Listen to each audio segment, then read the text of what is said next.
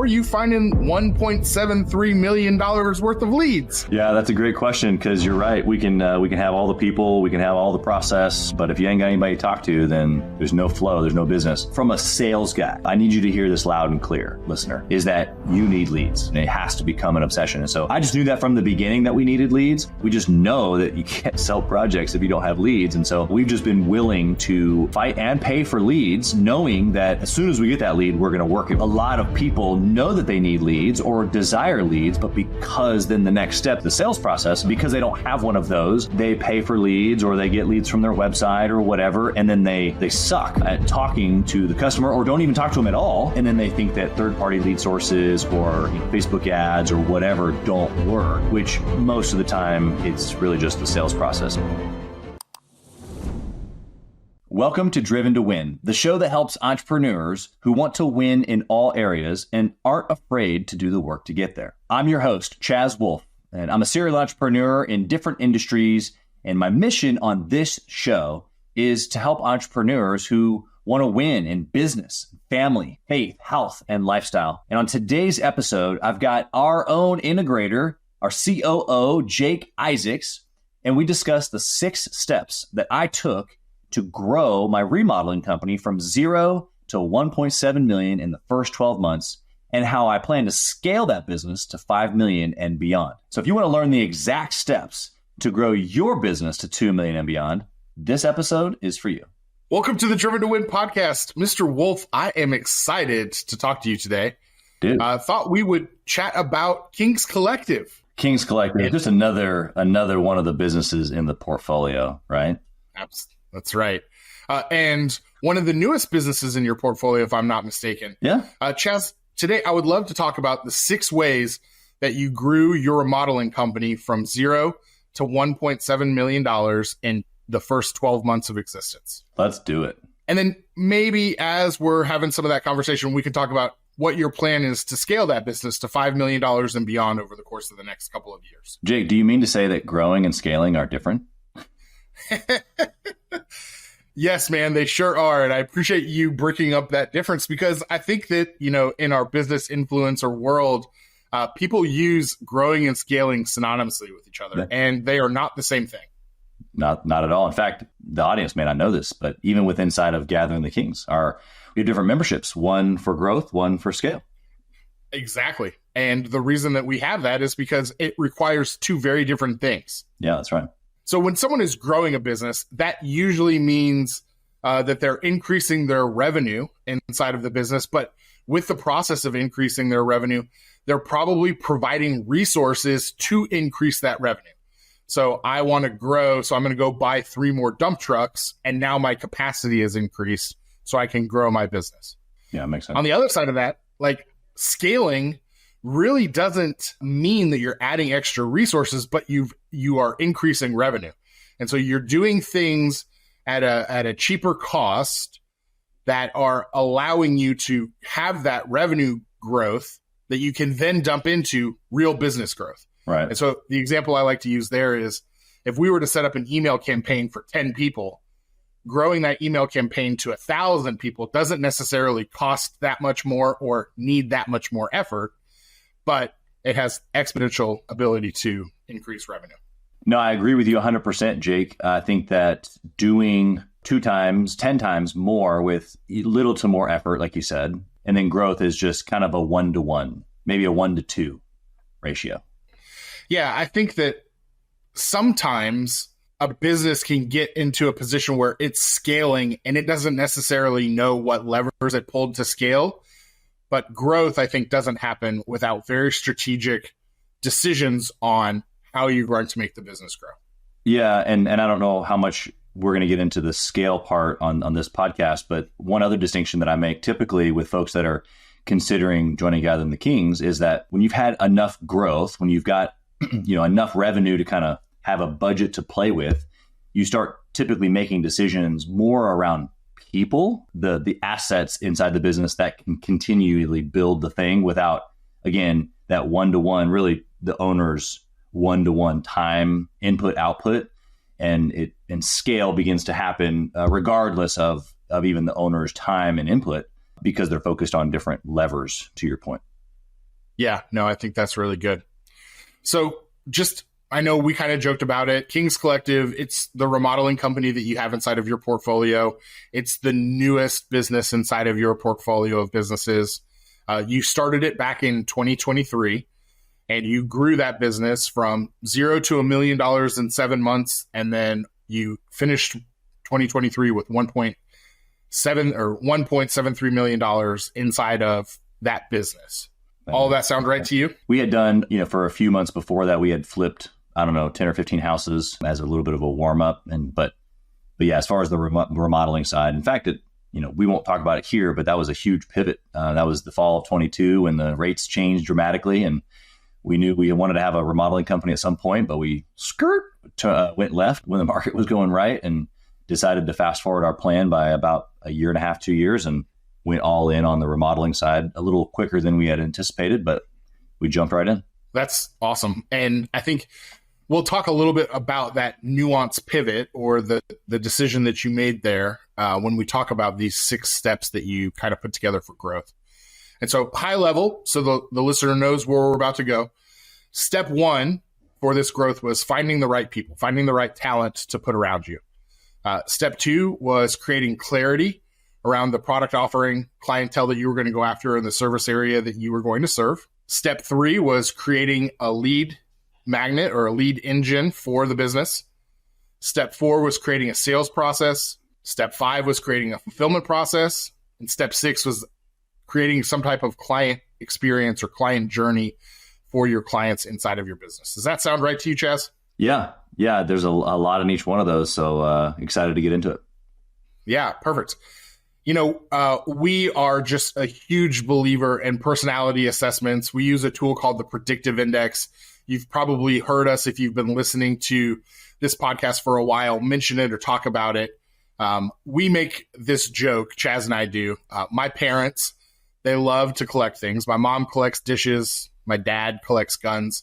And when I evaluate what Chaz collects, he collects personality profiles on everyone around him. So if you're anyone to Chaz Wolfe, if you've been inside of his ecosphere for about 6 weeks, he definitely has you do a personality assessment so he knows who he's dealing with. Well, I think that, to your point, just anybody in the sphere, I want to know who they are. At this point, I'm pretty good at knowing who people are without the survey. But man, what power does that give us, as entrepreneurs, as professionals, to be able to do what we do well when we know how the other person receives information, how they interact with our personality. There's a lot of adjustments and leadership that can happen if that information is known.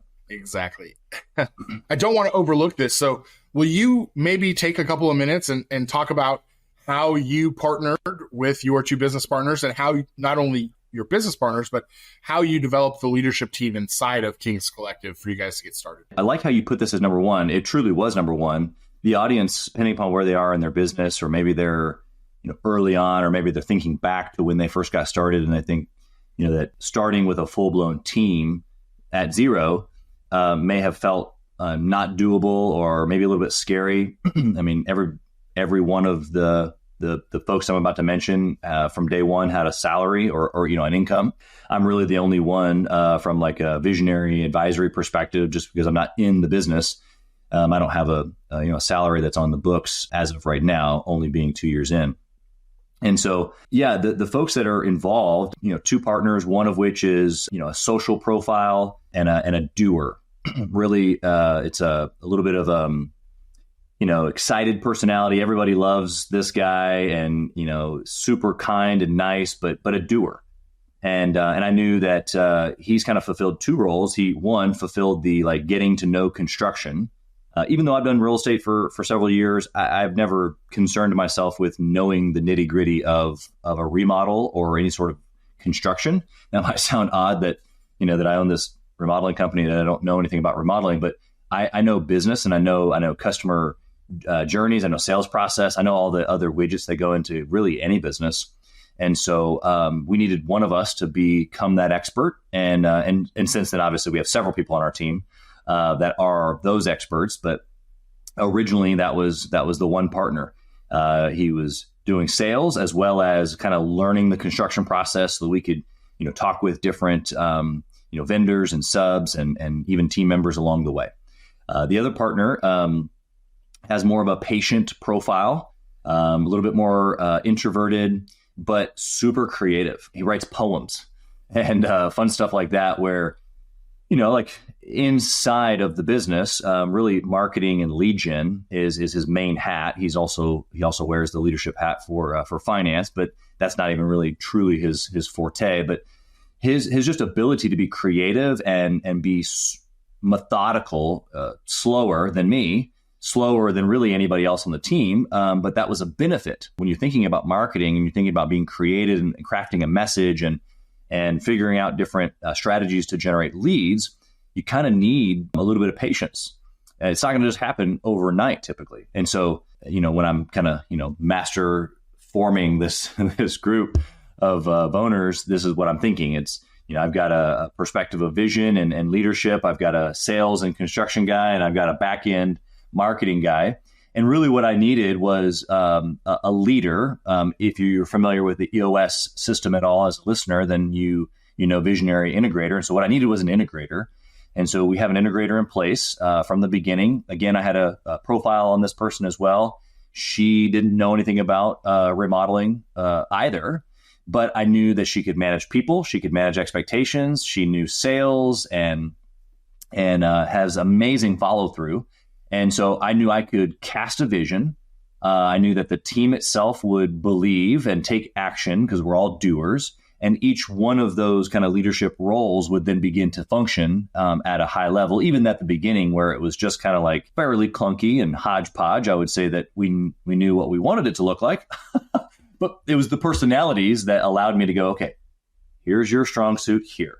Here's your strong suit here. Here's your strong suit here. Here's my strong suit. And here's how we're going to work together. And they believed me, not only because they knew me and trusted me, but I could paint the picture for them as far as all the different personality profiles and how they were going to work together. So everyone just kind of, settled into their lane and we took off. That's awesome. I don't want to overlook it. So did partner A and partner C know each other prior to you connecting them? No, actually. In fact, we've talked about this a couple of times.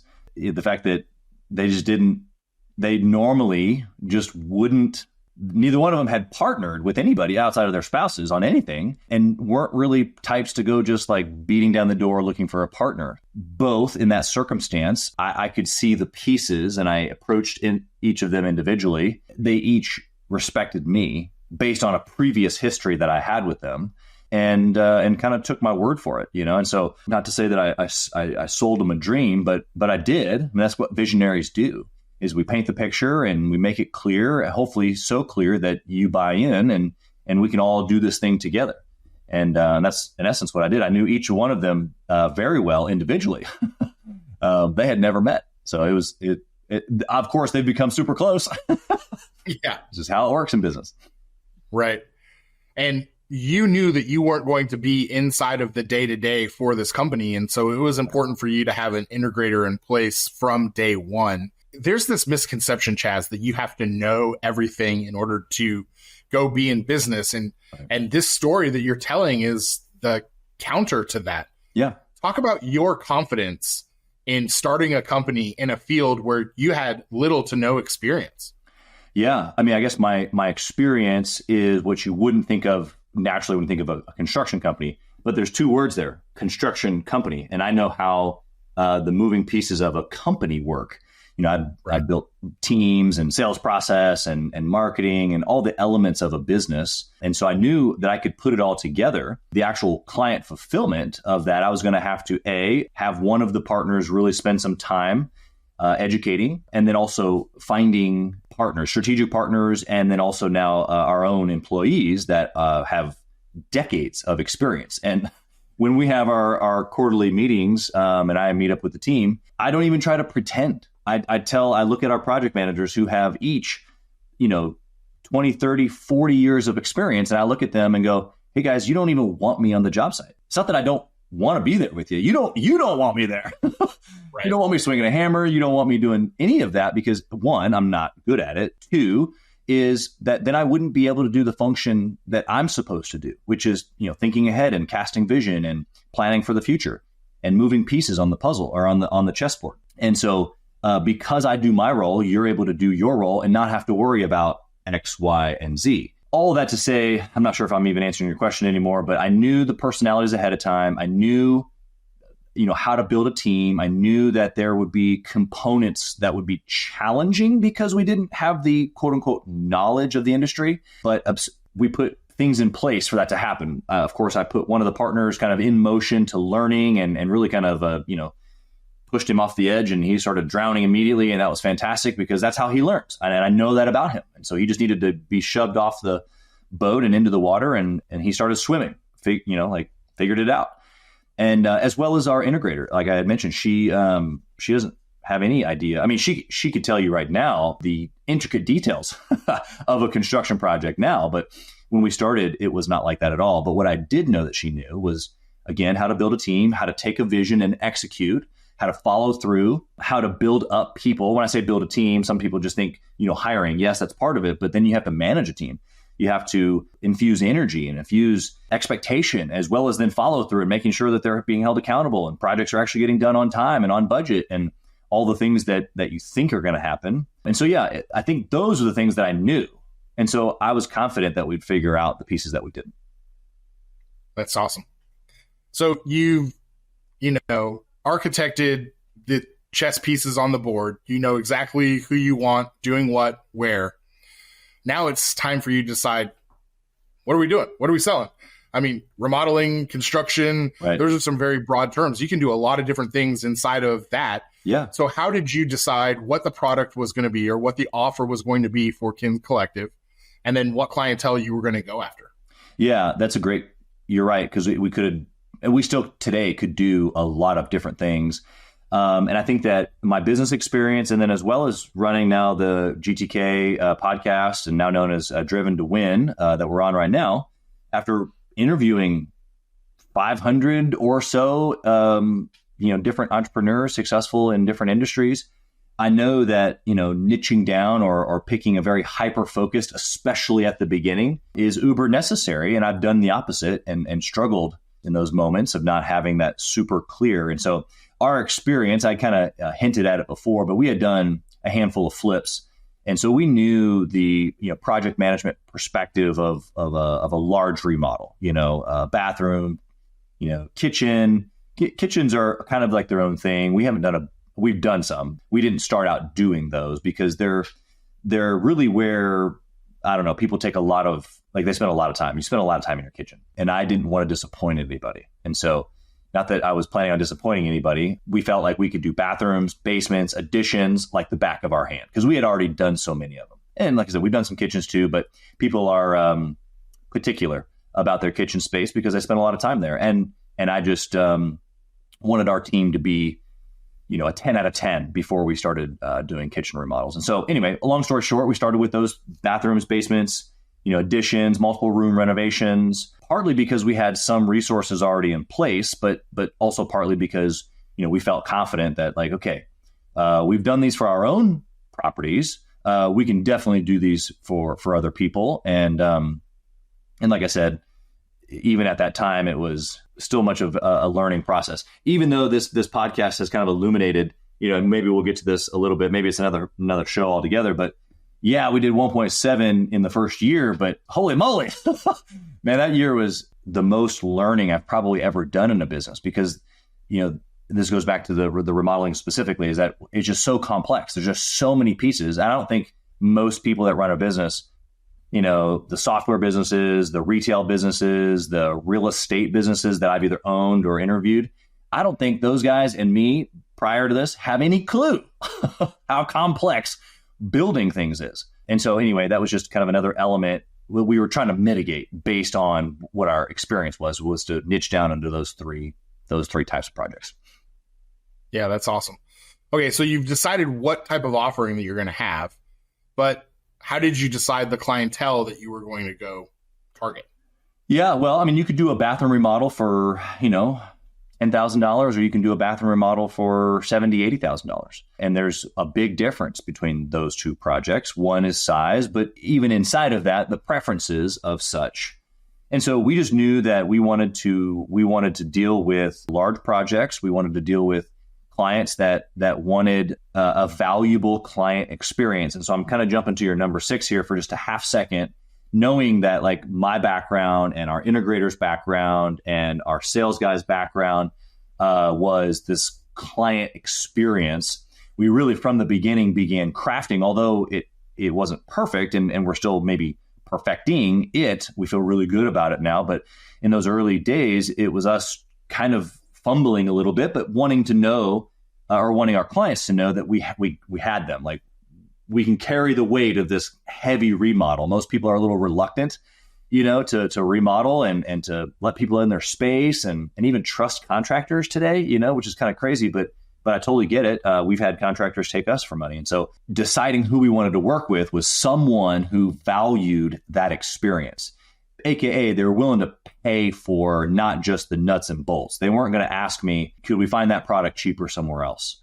And that might sound a little bit, like I'm only willing to work with certain people. Well, it should, because I was and I am. I'm only willing to work with folks that are easy to work with and who want us to come in as the expert, and they're pleasant and kind, and we can really transform their space into something that they really desire, that I know our team can execute on. There's just a lot of moving pieces in that. And the value that my team brings is not something that some people are willing to pay for. And I totally understand. They're just not our clients. Hopefully that makes sense. It makes a ton of sense. And, I've said this in all of the businesses that I've ever been placed inside of. Not all money is good money. Yeah, and if you chase all money, you're going to come with just a bag of headaches, not only for yourself, but for your staff. And so having a very clear picture, I think, is important. Yeah, I'm going to give you an example because I think that it'd be helpful for the listener. We had a client who, a prospect, who had mentioned in not even the proposal stage, but in just us measuring and understanding what they were looking to have done with the space, they had mentioned that their spouse was either an attorney or the attorney general or something like that, which, I mean, we've worked with some pretty, successful individuals. And so that part of it doesn't shy us away. It was the way that this individual basically said, like, if you don't get it right, we're going to come hard at you. And it was like, oh, wow. So we're already being criticized. We haven't even given you a proposal yet. And that's the type of client that is difficult for the sake of just being difficult. And I'm a difficult client. Like, I built a home. I feel sorry for that home builder. I kind of regret some of the things that I did to that guy. But I guess what I'm saying is, in general, this being my partner, is I am difficult. I'm difficult to please. I'm difficult to work with. And I think most entrepreneurs are, especially highly detailed ones like myself. And so I have to remember that. But I was talking to my wife, Julie, about this just a couple of days ago. There's a difference between somebody who is highly hard to please and then just nasty. And then there is a highly difficult person who, like, you enjoy being around. And that's what I strive to be, is obviously I strive to be someone who wants, like, I want you to be able to want to hang out with me. I want our members to be like, man, I can't wait to get some time with Chaz. But at the same time, probably during that time, I'm going to like raise the standard. That is not what I'm talking about, though. So I'm trying to clarify for the listener that some of those difficult clients, and you can define that however you choose. For me, the difficult client is somebody who's nitpicky for no reason or negative.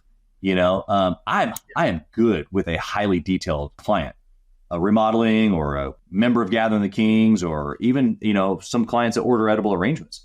I've had clients order tens of thousands of baskets, and I need it to be perfect. I mean, I need them all to be perfect, but this particular one, and the team knows, and we execute on that stuff. I'm not afraid of executing at a high detail rate, but I guess what I'm trying to give to you is it's not just that makes them a difficult customer. For me, it's the negative vibe that they put off. And so whatever that is for you, you should sit down as a business owner or with your leadership team and define, you probably have some examples of, man, when we worked with so-and-so and so-and-so, that was really hard and challenging, whether it was A, out of your scope of really what you're good at, or B, they were just fill in the blank, negative or just hard to work with, whatever the situation was. Don't go looking for any more of those and be willing to say no. That's really what it comes down to. So to your point, Jake, number 2 is define who you're looking for. But I guess what I'm also saying is you got to define who you're not looking for, and also be okay with saying, I know that this is a $160,000 project, but this is not going to be a good fit for us. And we've got a couple folks that we can refer to. Yeah. I think that's really important because so often getting started out of desperation to pay the bills, you take on a client for the cash flow purposes. Right. And it just turns into be such a large headache on the back end that if you just had some defined standards in place and use that as your guiding principle. Don't deviate. Yeah. It makes it so much easier. Okay. So Chaz, you've architected the chessboard. You now have determined who you're going to sell and what you're going to sell. Now we need some leads. So how are you finding $1.73 million worth of leads? Yeah, that's a great question because you're right. We can have all the people, we can have all the process, but if you ain't got anybody to talk to, then there's no flow, there's no business.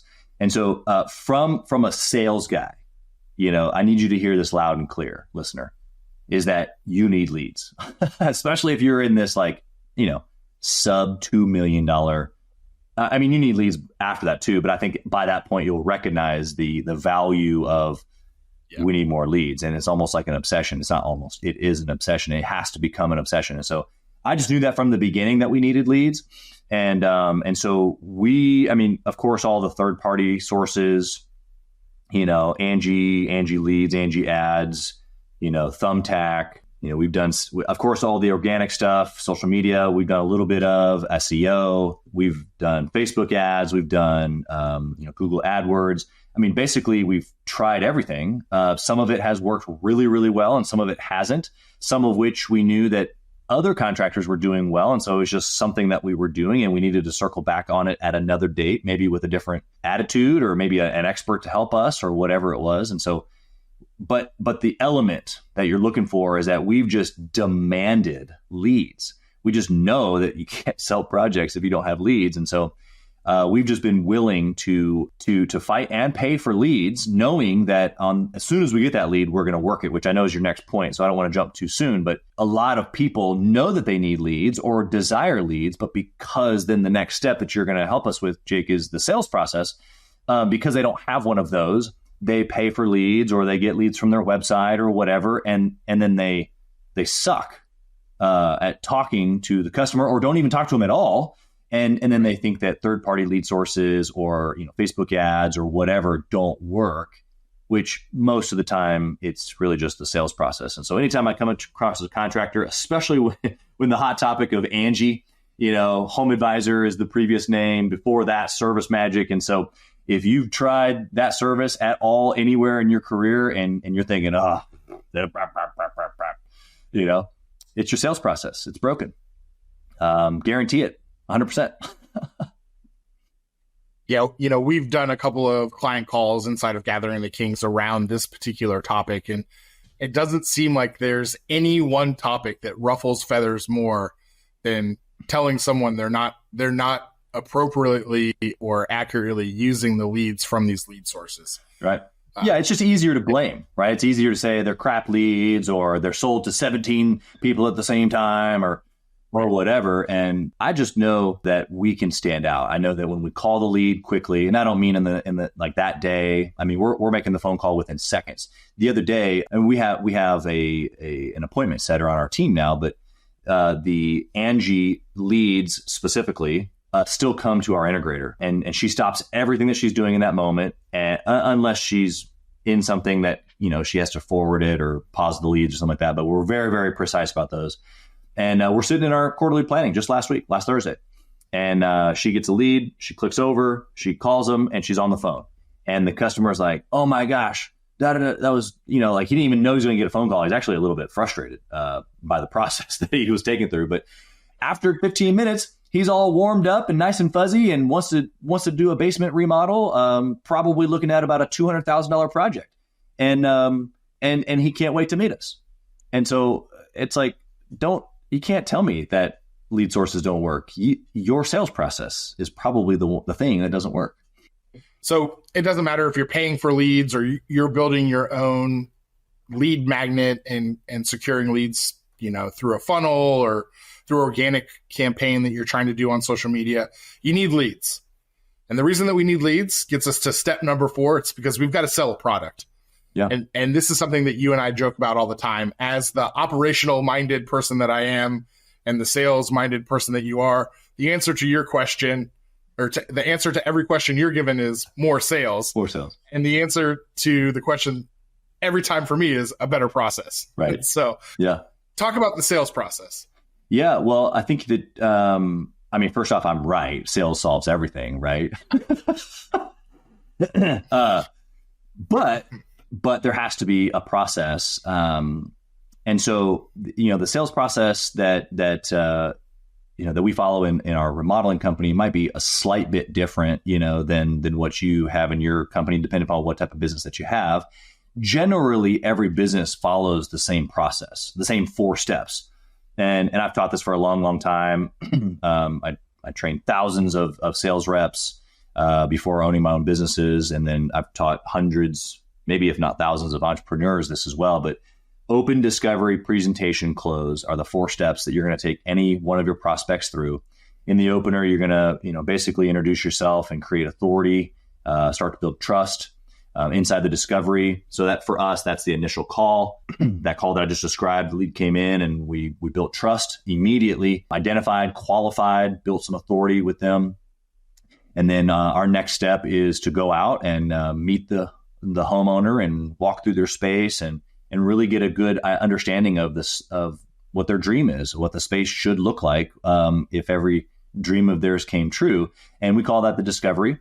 And so we're asking a ton of questions, and we're asking them not just what do they want, but how would life be if they never got it? What's the pain of not having this bathroom? If, the mother-in-law is supposed to move in 45 days, if the bathroom's not done, that's going to cause a lot of problems, because then mother-in-law is going to have to use the master with you and your spouse, or whatever the situation is, right? And so we're trying to find not only just their hopes and dreams, their desires, but we're also trying to find the pain of not having it, and then the effects of. You can have the pain, but then, how long does that pain last? If mother-in-law is using the same bathroom for months on end, now we're talking about maybe a crumbling marriage. There's a lot of effects that could happen in that regard. And so we're trying to find all that in the discovery to build trust, and also figure out what the pain points are so we can solve the problem for them. And then if we feel like it's a good fit, we'll come back and we give a proposal, which is the presentation. For us, it's a professional deck. We're sharp dressed, mint in the mouth, and clean shaven, or bearded and still clean. But the presentation, I guess, of even the person, the pitch deck is professionally done. There's renderings to their specific space. We've really tried to make their dream that they just shared with us come to life in 3D a little bit.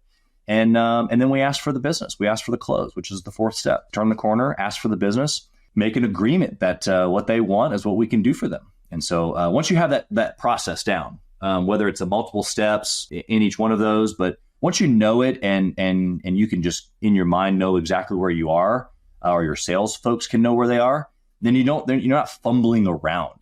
Is really the key factor there. I want to lead the prospect through that exact order: open, discovery, presentation, close, because a confused mind doesn't buy.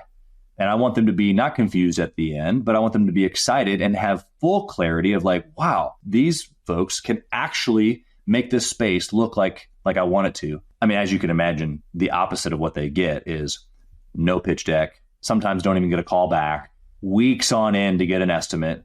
It's not detailed. It's not line itemed. It is not hard in this business to separate yourself. And so in that sales process, everything I just described is one of the main ways that we separate ourselves. Every single person we sit down with is always going to say, even if they think we're way too expensive, to say, wow, nobody else did it like this. And like I mentioned earlier, every once in a while, there are folks that wow, no one else did it like this. They're willing to pay for that experience. That's incredible. Yeah. So having a process in place, so you know how to take the customer through it to get your desired outcome. Yeah. Right. Yeah. And there. Good. So we've moved the pieces on the chessboard. We've defined what it is that we're going to do. We've defined how those are going to come to us. We now know that we're going to sell them and how we're going to sell them. How are you fulfilling the product? Well, that's step 5. How are you fulfilling the sales contracts? How are you doing the things that you're doing to meet those revenue numbers that you guys reached? Yeah, well, I think the fulfillment is going to look a little different for every type of business. The fulfillment in an edible arrangements franchise is going to look like cutting and putting fruit in chocolate and making it look beautiful in a basket or whatever. And so over here, obviously, we're constructing, we're remodeling, we're demoing, we're painting, we're making things new and different. And so that requires experts. And so we've got a lot of strategic partners on our team. We've got employees on our team that have a lot of experience. And so really we try to sit down at the beginning of the project, of course, create a layout for a timeline and also a budget. And then the operations team follows along those two things. Those are the two main indicators of whether the operations team is doing their job and doing it well is, are we on time and are we on budget? And did we estimate properly? And so that's a feedback loop sometimes that we have to close, or not close, but circle back to quickly and give feedback to our sales folks around, maybe estimating a little differently. Maybe we underestimated something and that caused some problems on the operation. But generally speaking, we're trying to take them through a design process if the project requires it. And we're trying to launch or break ground, and we're going through all the different trades. We got to demo, we got to install all the mechanicals, we got to do all the finishing touches, and there's steps along the way. Really, the process that I want to identify, which is what we use in Gathering the Kings as well, it's a communication process. And so at every step along the way, it doesn't really matter what step we're at. It matters whether the customer knows where we are. And because if they don't know where we are and they don't know where we're going, then they have questions. If they have questions, then they might have concerns, or they don't have the level of trust that I need them to have. They should never have a question. I should always be informing them along the way ahead of time so that they just can take a deep breath and know that we got it. And we can carry the weight of this heavy remodel project like we talked about before, even inside of Gathering the Kings or Edible Arrangements or whatever other business.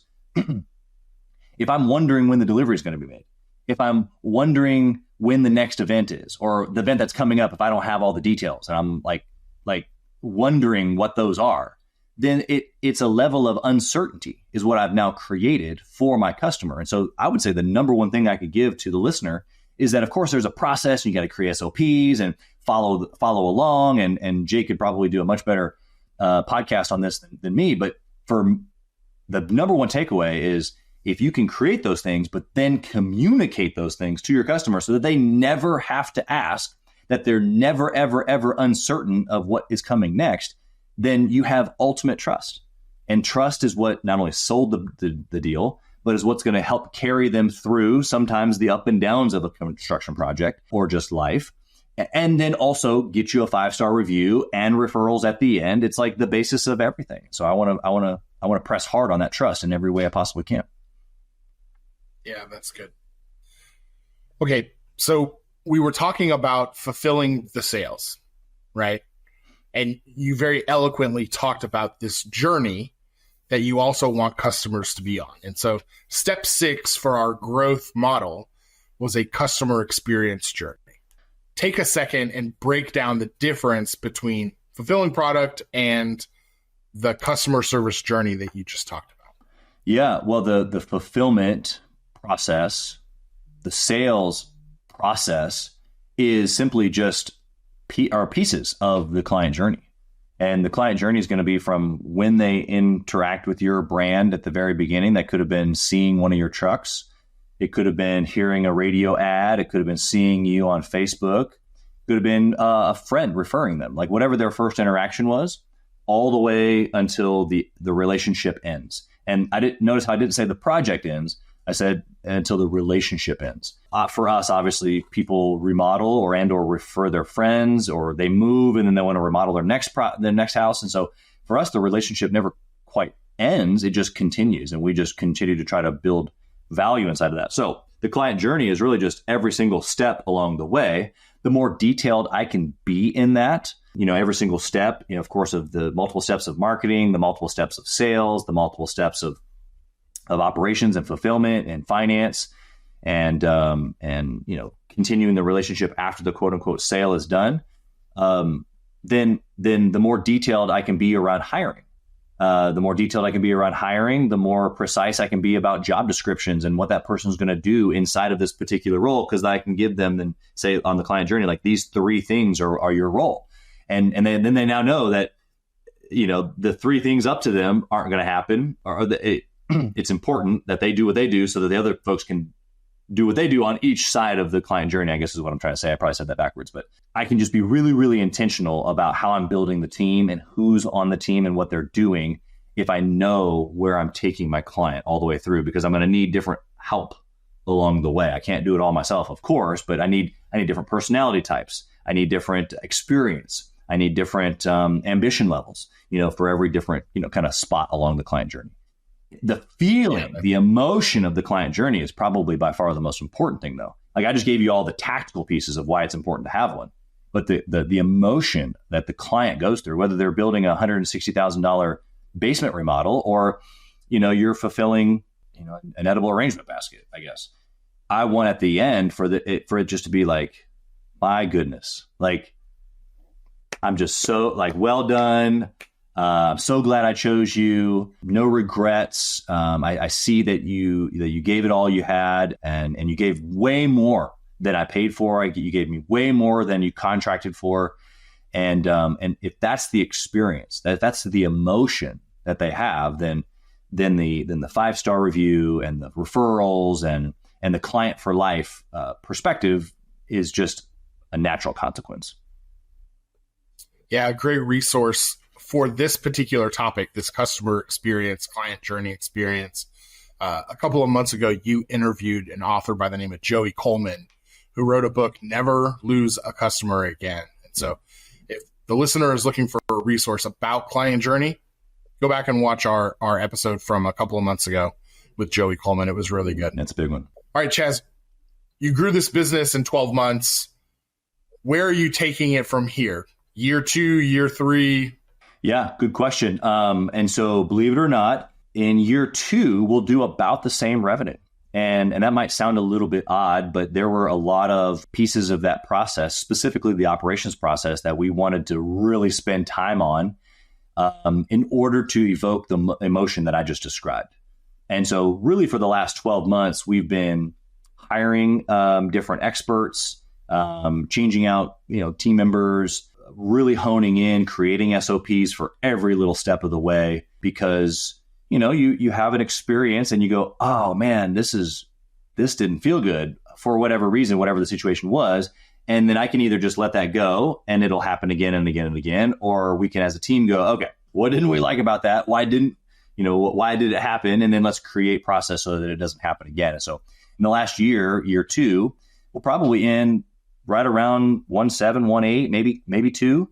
We kind of just did our quarterly planning and talked about that. But the growth for us in this last year has really been behind the scenes and operationally and systems wise. I've never felt more confident about the team and the process and the 5-star reviews that we're getting every single time now.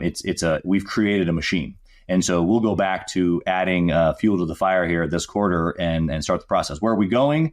I mean, 5 million is the next stop, 10 million after that. And really, depending upon whether we get much into commercial, we've done several commercial projects, but it's mostly residential at the time. But depending upon if we go that route, that'll really determine, long-term revenue goals, just because in commercial, doing 30, 40, 50 million really isn't.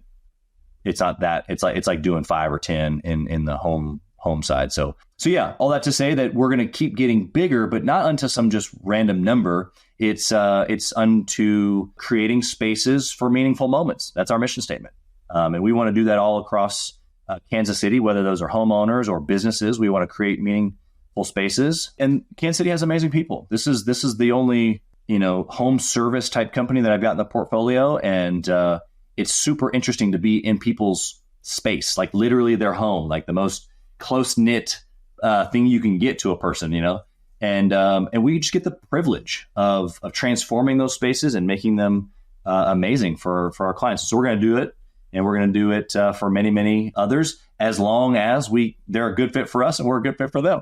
That's awesome. That's great. Chaz, like always, you are just a total wealth of knowledge, my man. Appreciate you spending a little time with us today, kind of sharing about your experience. If someone wants to find out more information about Kings Collective, they live in the Kansas City area and they want more information about what it is that you're doing, or you've mentioned a couple of times gathering the Kings here, if they're a business owner and they want more information about the community, where can they go and get more from you? Yeah, our website for Kings Collective is remodelwithkings.com. They can go there and take a look at some of our work and just our website there. And then if you're a business owner listening right now and you're interested in being around other business owners that speak like this, talk like this, because I've been successful. Jake's been successful, but we're not the only ones.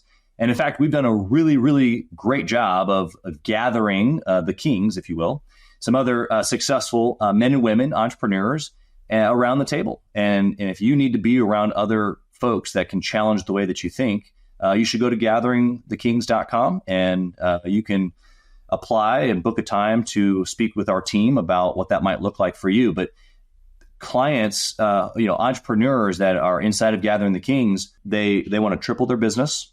They want to make more money. They want to work less and spend time with their families or doing the things that they love.